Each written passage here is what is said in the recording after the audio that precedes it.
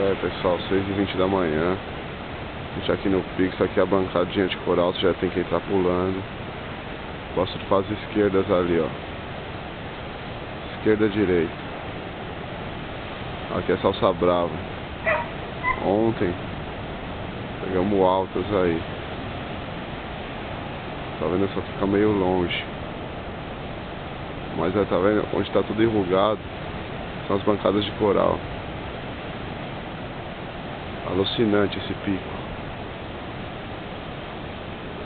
Olha, mais uma olhadinha pra vocês terem uma ideia.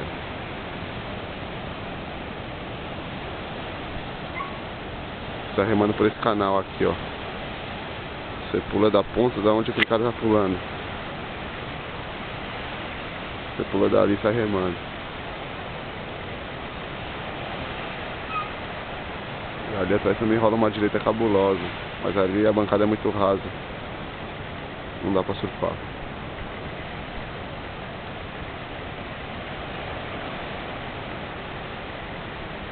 Olha lá, presta atenção.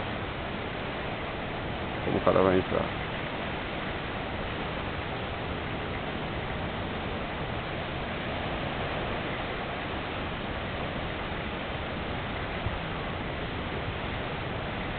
Pronto, aí sai remando pro canal, ó.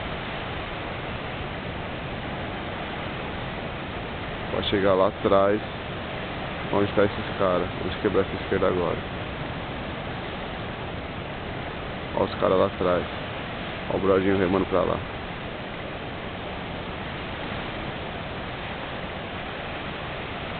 Aqui é salsa brava. Esse aqui, o otário do Fernando com medo do pico. Dentro do carro. É um vacilão mesmo, né? Eu querendo entrar e não quer tirar umas fotinhas minhas. Tem medo.